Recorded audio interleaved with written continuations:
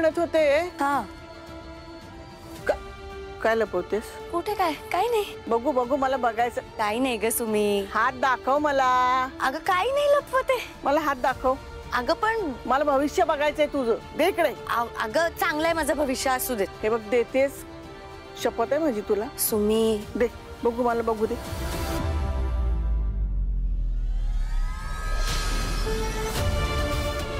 अगं बाई काय ग हे? आणि कुणी केलं? नाही का कोणी नाही. ते दरवाजाची कडी लागली. हे तू मला सांगतेस? हा मला माहितीये त्या चितुंदरीने नखं लावली आहेत तुला. तिला तर आता बघ. सुमी नको ना तिकडे जाऊस प्लीज. काय चुकलंय तिचं?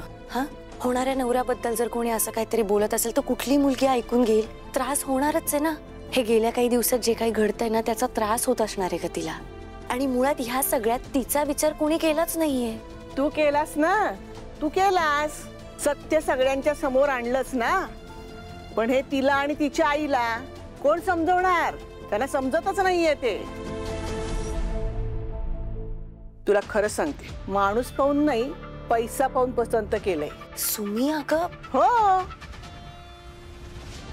मला पहिल्यांदा तो मुलगा चांगला वाटला. पण आता तू सांगतेस म्हटल्यानंतर त्यात काहीतरी खोट असणारच. पैसेवाले आहेत म्हणून मुलाची नीट चौकशी केली नाहीये. पण जोडीदाराकडे ना पैशापेक्षा विश्वास असणं खूप गरजेचं असतं. त्यांना कळत कसं नाहीये ते? मी पण त्यांना हे सगळं कसं पटवून देऊ हे मला कळत नाहीये. सगळ्यांना असं वाटतंय की मी मुद्दाम करते हे सगळं निशीचं लग्न मोडण्यासाठी. हे बघ सगळ्यांना काहीही वाटू दे पण मला माहिती माझा तुझ्यावर पूर्ण विश्वास आहे. तू खोटं बोलणार नाहीस. तू जर माफी मागितली नाहीस ना तर ते स्वतःहूनच हे लग्न मोडतील. आणि जर चुकून हे लग्न झालंच आणि तो मुलगा वाईट वागला ना आपल्या निशीला खूप त्रास होईल ग. तेच तर. तेव्हा तू ठाम राहा. अजिबात मागे हटू नकोस. इतके दिवस मी देवाला दोष देत होते ग बाई.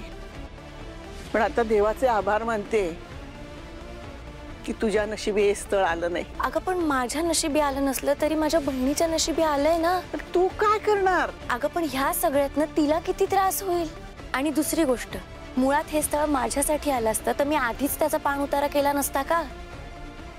आणि त्याला जरी हे कळलं असतं की समोरची मुलगी मी आहे तरी तो माझ्यापर्यंत आलाच नसता.